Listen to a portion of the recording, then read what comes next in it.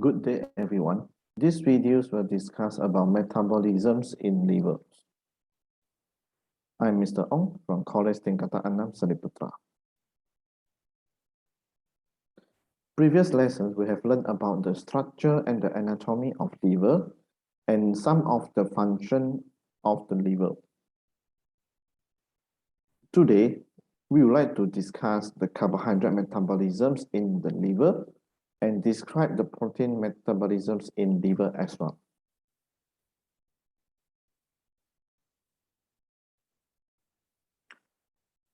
The liver is involved in the control of blood glucose level in conjunction with the hormones insulin, glucagon, and adrenaline.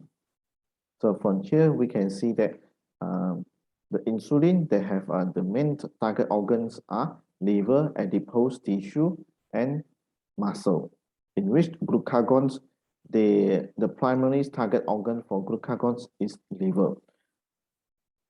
But the glucagon is also add on the muscle and also adipose tissue.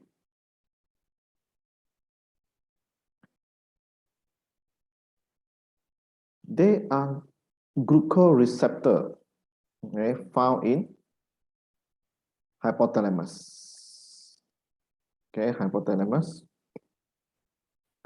The glucoreceptor in hypothalamus can detect the changes in blood glucose level and send the nerve impulse to glucoregulatory center in cerebrum, and then sends to pancreas via autonomic nervous system. As you see here, the glucoreceptors are found in the hypothalamus. They were sent to the glucoregulatory center, and then after that, they were sent to the pancreas via the autonomic nervous system. They are through sympathetic division or parasympathetic division to alpha cells and beta cells of islet of Langerhans. The pancreas also can detect, okay, pancreatic cell can detect the changes in blood glucose level and secrete insulin and glucagon regarding to the blood glucose level. From this diagram, you can see the blood glucose is the stimulus. And then the change of this blood glucose becomes the stimulus and to be detected by the glucoreceptor in the hypothalamus, and they will send the impulse to glucoregulatory center in the cerebrum. Then from the glucoregulatory center, they will send the nerve impulse, okay, to the pancreas, okay, through autonomic nervous system. And on the other hand, this stimulus also can be detected by the pancreas, okay, by the alpha cells and the beta cells in pancreas. When blood glucose level, okay, are higher than normal, okay, so normally the normal one is from the 70 to 110 milligram, okay, per cubic centimeter of blood. So we get the average is 90. So that means when the blood glucose level, they are higher than this, okay, 90 milligram glucose per 100 cubic centimeter of blood, glucoreceptor in hypothalamus are stimulated, okay, to send the nerve impulse to pancreas via the autonomic nervous system. Sure, they was through the glucoregulatory center first. Then the beta cells in the islet of Langerhans, islet of Langerhans in the pancreas are stimulated by both stimulus. Okay, just now we say the pancreas also can detect the change, okay, of the blood glucose, and from the autonomic nervous system to secrete insulin, okay, to secrete insulin. Then the insulin stimulates cells of many tissue, including liver, muscle, and fat cells, more permeable to glucose. It means that these insulins will circulate, okay, will circulate to the liver, okay, and also to fat cells and skeletal muscle, okay, and muscle. To increase, okay, the permeability of those cells, okay, to glucose. That means more glucose will be taken up by liver cell, muscle, and fat cells through facilitated diffusion. This causes the liver cells to take up glucose from the blood, okay, at a faster rate than usual for aerobic respiration. That means the aerobic respiration by using the glucose also increases the rate, thus reducing the blood glucose level. So this is the primary function of insulin. So from this diagram, you can see without insulin, the presence of the glucose transporter is less. Therefore, only less glucose molecules can be taken up by the liver cells. But when insulin is present, the glucose transporter found on the liver cells membranes increases. So this will increase the uptake of glucose, okay, into the liver cells for aerobic respiration. Some of the excess glucose taken up by the liver and muscle cell is converted to glycogen. Okay, it's converted to glycogen by glycogenesis. Okay, remember the process glycogenesis. Genesis means is a synthesis. Glycol is glycogen. So synthesis glycogen. Okay, to synthesize glycogen. So stimulated by insulin. All other head sources, for example, fructose and galactose, are isomerized into glucose and then is converted into the glycogen by condensation. So it's this process glycogenesis. Then the glycogen is stored in the liver and muscle as a storage polysaccharide. Insulin also inhibits liver cells from releasing glucose. Therefore, insulin activity is to lower the glucose level in the blood. Okay, so from here you can see when the blood glucose level is increases. So here's the pancreas and the beta cells of the eyelid of Langerhans in the pancreas. So is are stimulated to produce and release insulin into the blood. Okay, so the body cells take up more glucose. So this is to increase the permeability of body cells, okay, and the liver cell especially, to increase the uptake of the glucose. So the rate of aerobic respirations increases, so to reduce the blood glucose level, return to the normal level. In addition, insulin helps to regulate fat metabolism. It reduces the use of fatty acid as respiratory fuel because now they want to reduce, okay, our body wants to reduce the blood glucose level. Therefore, respiratory fuels such as glucose will be used more compared to others. So this is because the body cells are required to use the glucose as a respiratory fuels to lower the blood glucose level. So the fatty acids will be stored in the adipose tissue. So this graph, they show that low level of the insulin, okay, low level of the insulin, they promote the fat breakdown for energy generation, okay, but high level of insulin, they will promote the fat storage and the carbohydrate breakdown to reduce the blood glucose level. Insulin also helps to regulate protein metabolism. Insulin has an anabolic effect on the protein metabolism, resulting in a net increase in protein.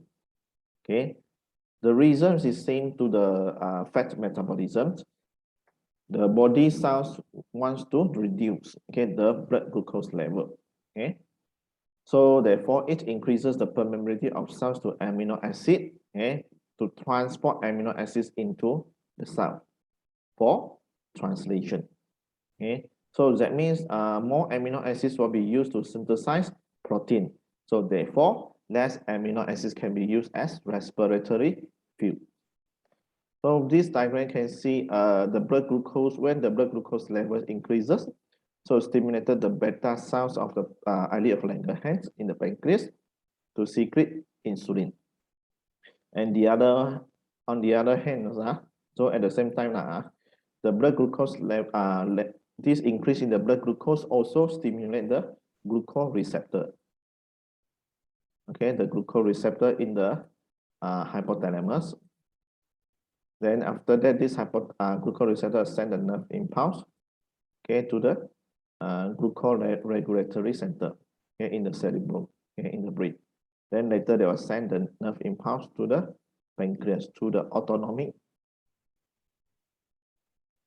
nervous system.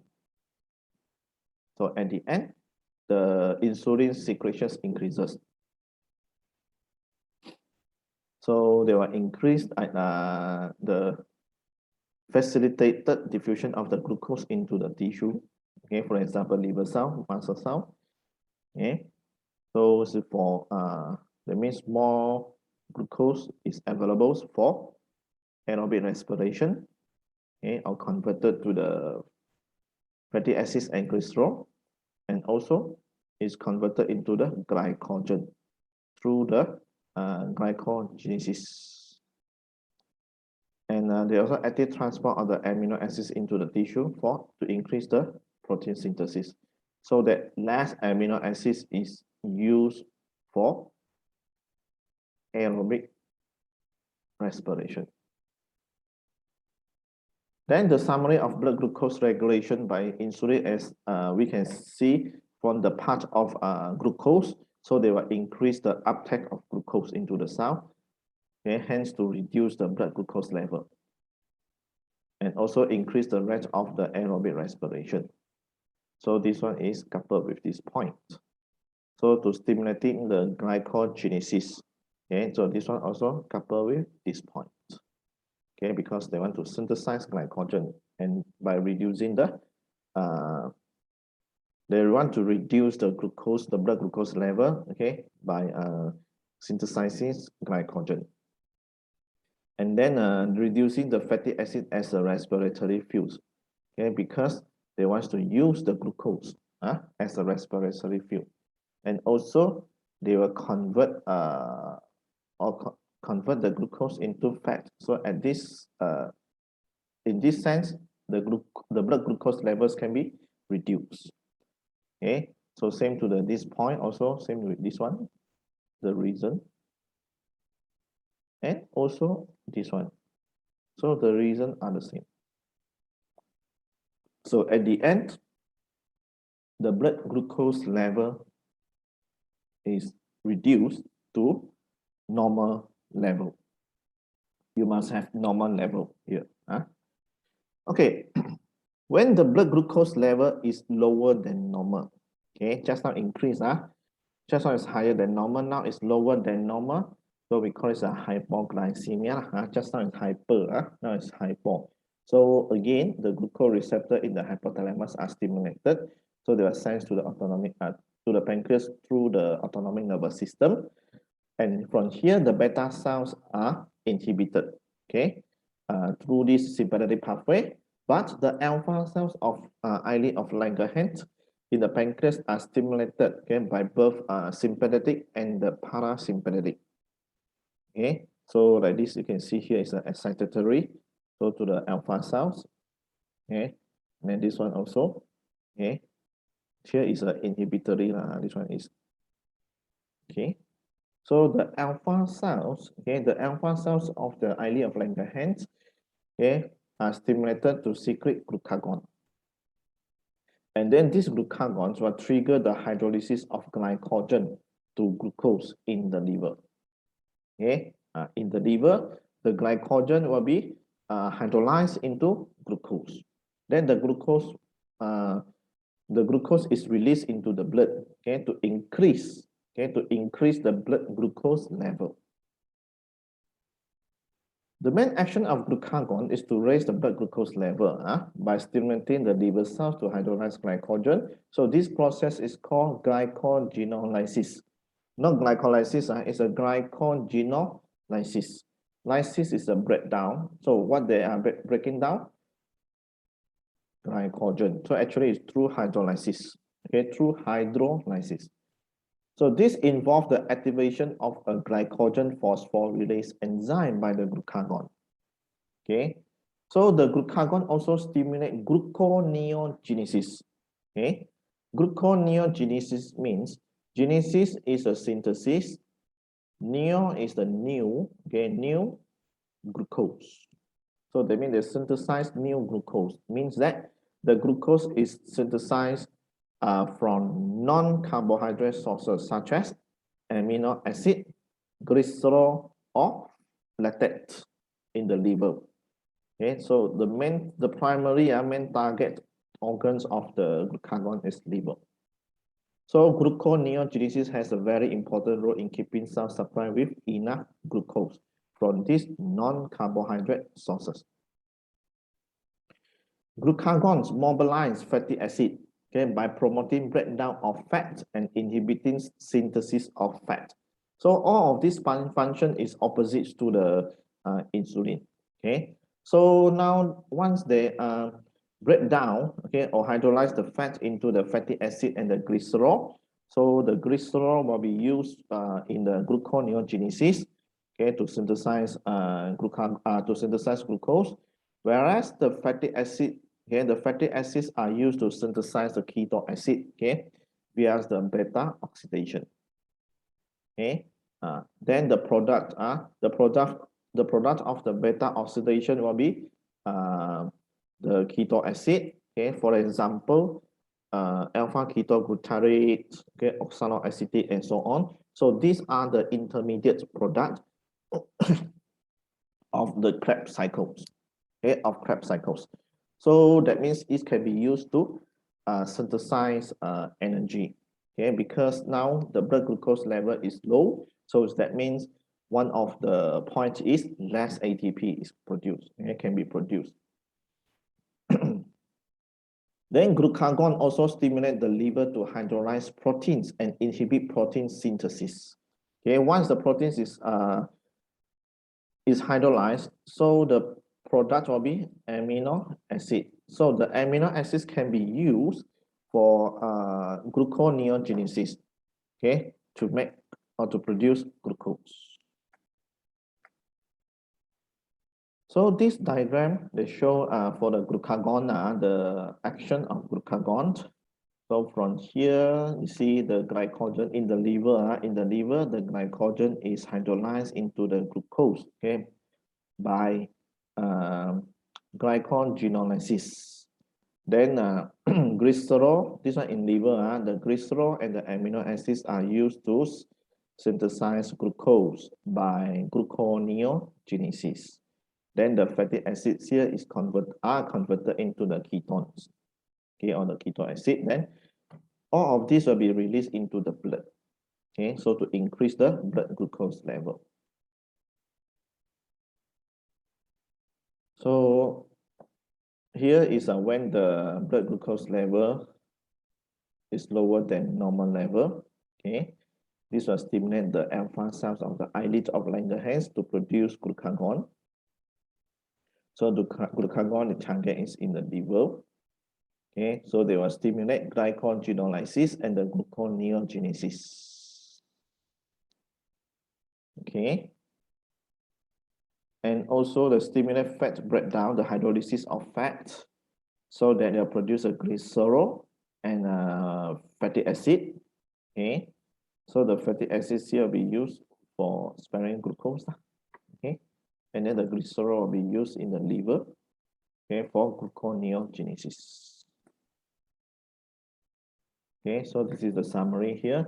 And then here you look at this part, the muscle, okay, they also involved, but glucagons, they stimulate the hydrolysis of glycogen, okay, in the muscle cells, okay, so into glucose, okay, into glucose. Then this glucose does not release, okay, into the bloodstream. but the glucose is used in the muscle cells for aerobic respiration. Okay, so during lactate fermentations, I mean if the oxygen is deficiency, okay, deficiency in the oxygen. So here also glucose is undergoes hydrolysis first. Okay, so it's hydrolyzed into the glucose. Then the glucose undergoes lactate fermentation. So they produce the pyruvate and also the lactate. Okay, then this lactate and the pyruvate, they will release into the blood and then travel into the liver. Okay, to the liver. So in the liver, this especially the lactic acid, okay, will be converted into glucose via the gluconeogenesis. So these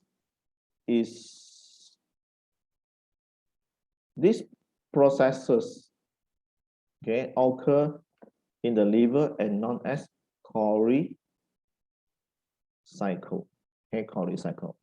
Then the glucose will be released into the blood, okay, and then will be used by all the body cells.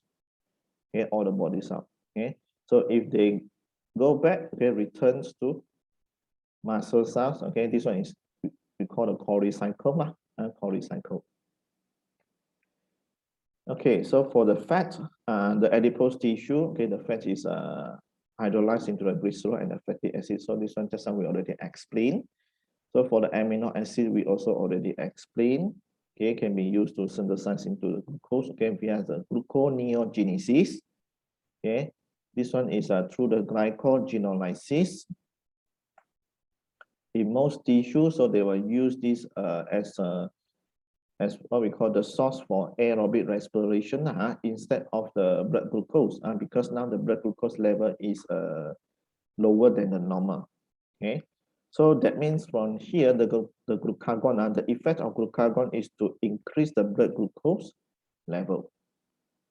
Okay, and also find the fatty acid, okay, on the ketose, the ketone body, as a glucose sparing, okay, for the aerobic respiration in most other tissue. Okay, then we move to the adrenaline. This adrenaline is a hormone that are secreted by the adrenal glands, okay, which is not the pancreas. So this is during the fight or flight situation. Okay, so during the fight or flight situations or the condition or response, hormones adrenaline is secreted, okay, by the adrenal gland. Then this adrenaline is used to trigger the glycogenolysis. Okay, so the target is like here they show the liver cell. Okay, the adrenalines another name for adrenaline is the epinephrine. So they will bind to the receptor protein. Okay, the receptor protein on the plasma membrane of the liver cell.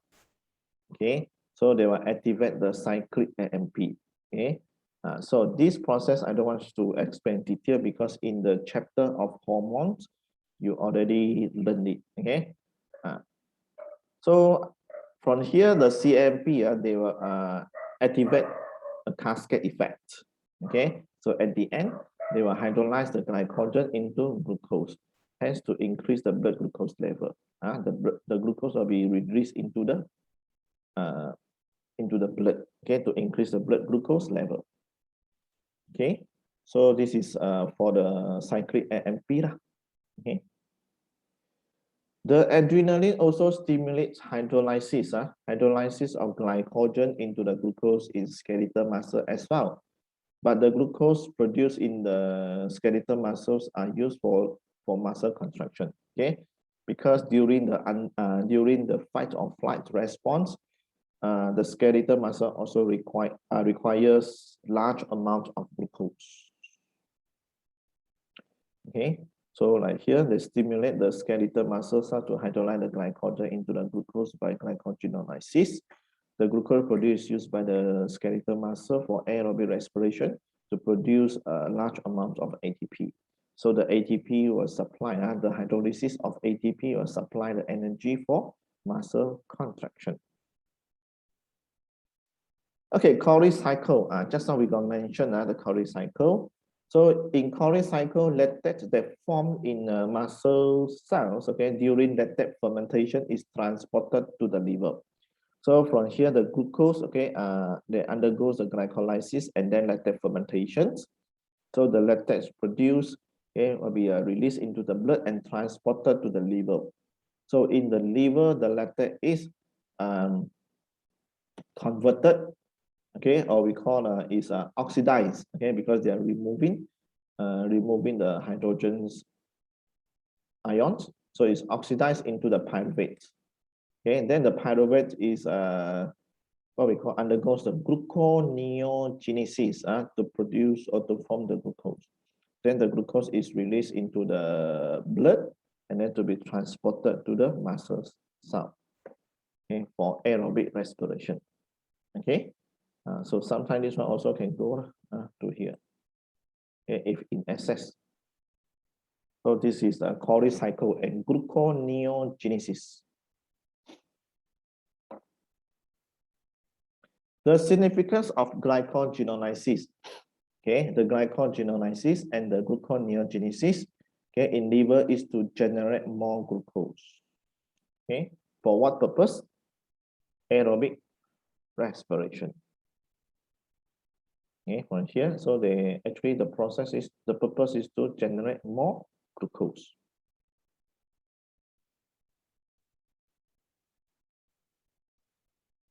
So everything is for aerobic respiration.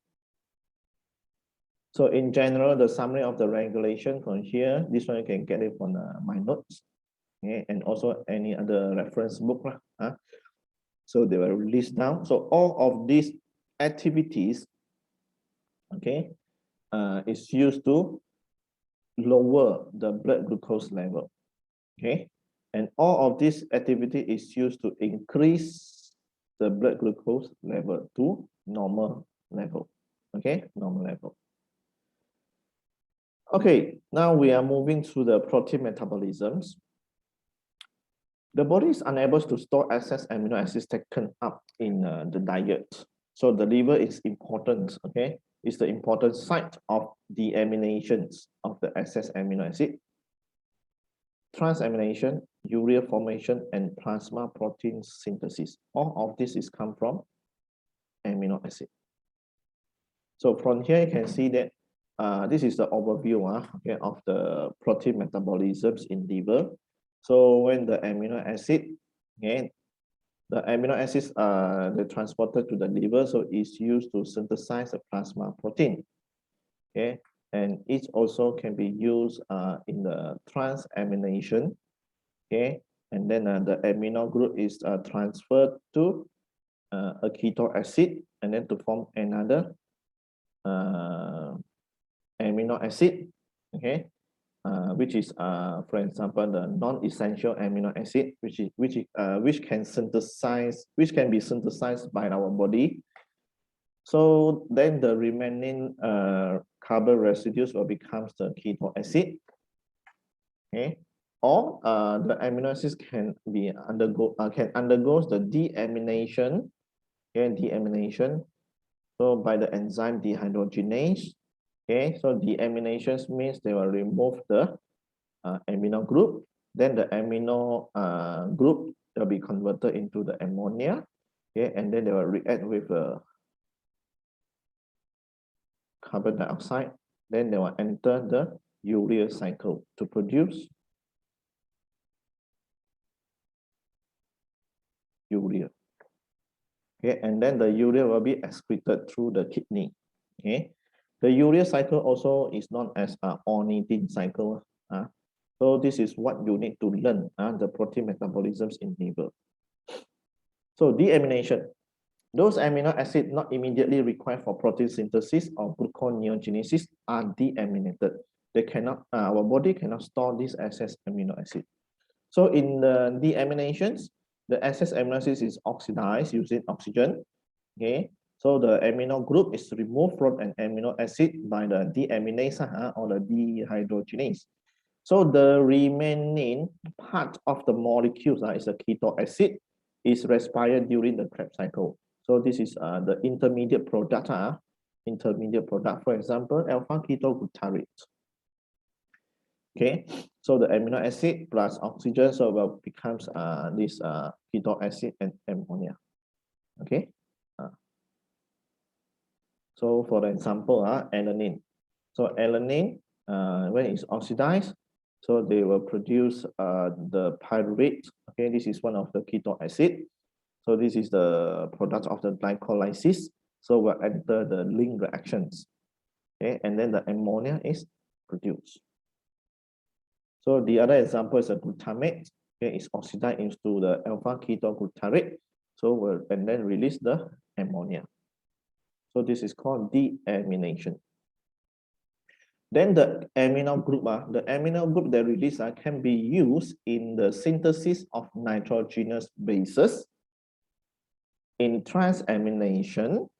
Okay, like here actually they can couple with this transamination, or can be excreted in the form of urea via the ornithine cycle. They will enter the urea cycle, okay, and then to produce the byproduct of urea as a byproduct.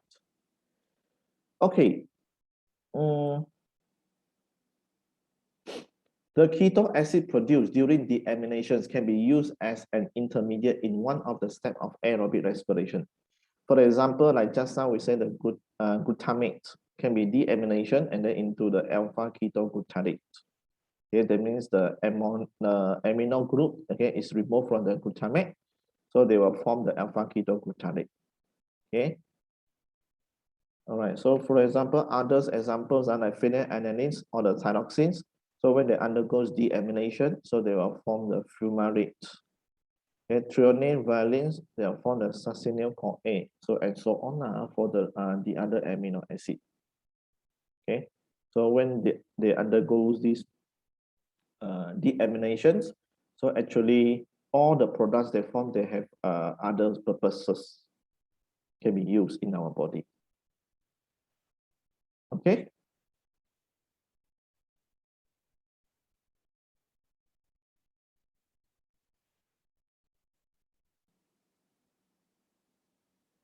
Keto acids also can be used to form glucose through gluconeogenesis by Calorie cycle and the glucose aniline cycle. So Calorie cycle, just now we already mentioned, okay, can be used as a gluconeogenesis to produce glucose.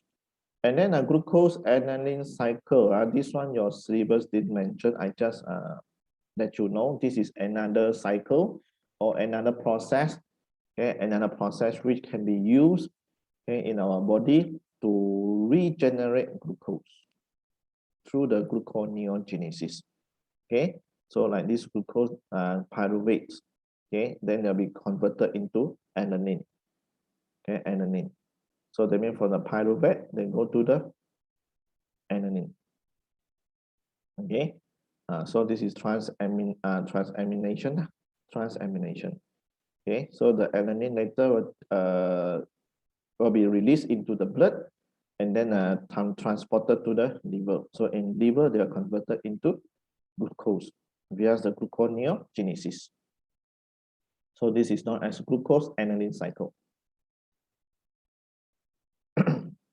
Transamination, the transfer of an amino group from an amino acid to an organic acid.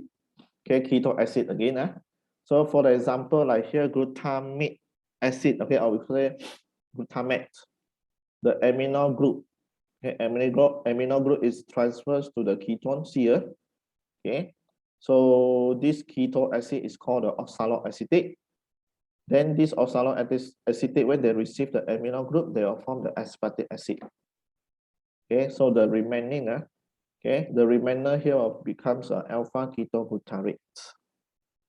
Okay, so this aspartic acid, that means it's synthesized in the liver. So that means it is one of the non-essential amino acid. So the other example, like glutamic acid, say pyruvate, then undergo transamination and form the alpha ketoglutarate and also alanine. This alanine just now is the glucose aniline cycle. Okay, they will be released into the blood, okay, and then it travels to the liver.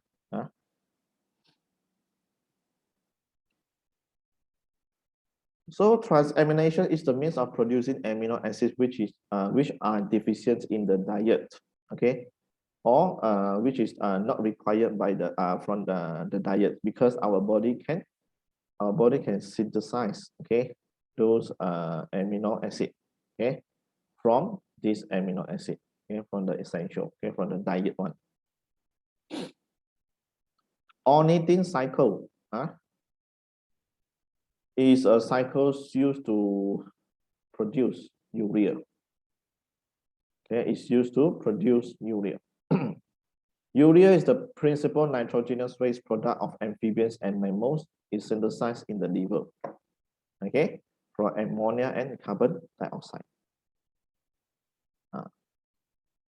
The reactions in ornithine cycle require specific enzyme and the input of energy by the liver cell. So these ones occur in the liver cell, in the mitochondrion of the liver cell. So the protein catabolism, they undergo deamination. Okay, deamination here, you see the ammonia is released. Then this ammonia later they are combined with react with the carbon dioxide. Okay, so to form the carbamoyl phosphate.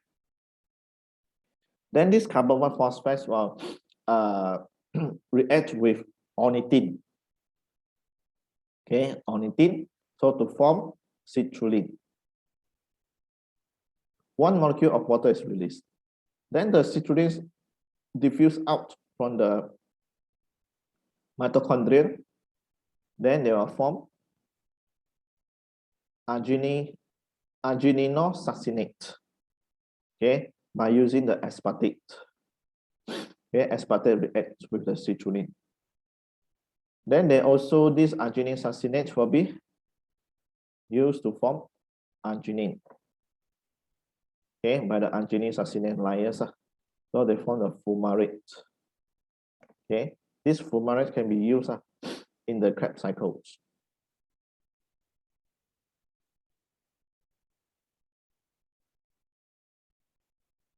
Then the arginine will be converted into the ornithine by the arginase. Okay, and the urea is produced. Okay, the urea is produced, then will be released into the blood and then will be transported to kidney for excretion. Okay, in the urine. So that means from here you can see two water molecules are produced, and then they use one water molecule.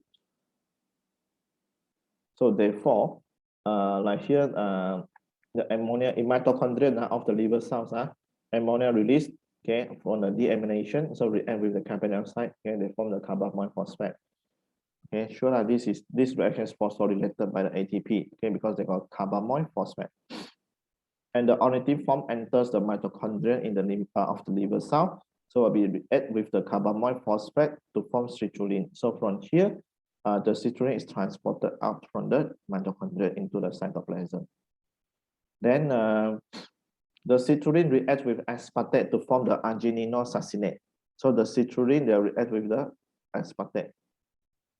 Okay, so from here, here is a one amino group. Okay, and then the second amino group is come from the aspartate, okay, in the aspartate, which is one of the amino acid. So they also contain this. Okay, the amino group. Okay. Arginine succinate is layers into the arginine and the fumarate. Okay, arginine and fumarate. Then the arginine undergoes hydrolysis. Okay, because the water is added. Okay, undergo hydrolysis into the ornithine and urea. So the ornithine will enter the mitochondria again for the next to repeat the cycle. So as an overall, two molecules of ammonia, okay, ammonia are required. Okay, one is here, one is for the aspartate, and one molecule of carbon dioxide is required. One molecule of water is produced. Okay, because we said nectar, because they produce 2 water molecules and use 1 water molecule. And also 1 urea is produced. So this is the overall of the product that come out from in the urea cycle. Urea is a small and very soluble, so it does not require a great deal of water to get rid of it. Okay, then can be easily transported from liver to kidney. So the urea is transported in the blood plasma from the liver to the kidney for excretion. Urea has the advantage of being far less toxic than ammonia, okay, and can accumulate in higher concentration without causing tissue damage. If our body tissue they store this ammonia, so the one is more toxic compared to urea, and then cannot be accumulated more. So thus it can be excreted in more concentrated form in the urine. So for the coming subtopic, you will learn the formation of urine and the excretion of urea. Plasma protein synthesis. Liver, one of the function of the liver is to synthesize plasma proteins. So these plasma proteins are albumin, globulin, prothrombin, and fibrinogen. Okay, and albumin actually is the commonest proteins in the blood, and then they play the important part or the important role in osmotic pressure. Okay, contribute to the osmotic pressure in blood. And albumin also act as transport molecule within the blood to carry substances such as calcium, bile, salt, and some steroid hormones. Globulins are very large molecule. So the alpha and the beta globulin, they transport hormones, thyroxine and insulin. So cholesterol, fat, iron, and some of the vitamins. And the gamma globulins are antibodies produced by lymphocyte, produced by B lymphocyte, not by the liver. Okay, so that means here we just look at the alpha and beta globulin. Okay. Then others main plasma proteins are prothrombin and fibrinogen, which are required in blood clotting. Fat metabolism is not covered in your syllabus, but we can go through it. So, for example, the fat, okay. Normally here we say the transport and store the fat. All right. So from here we can see, and then the fat that just now we already learned gluconeogenesis. So the fat also in the liver, the fat can be used to synthesize glucose. And then here some fatty acids are converted into the cholesterol, okay, whereas the respiratory intermediate is called air. So this one is not in your syllabus. Okay, so we complete our lessons for these metabolisms in liver. Okay, so I hope that you are able to describe the glycogenesis, glycogenolysis, and the gluconeogenesis. And also you must able to describe the transamination, deamination, and the urea formation in the liver. So next lesson will be the structure of kidney and nephrons. And then that's all for today. So thank you very much. Bye-bye.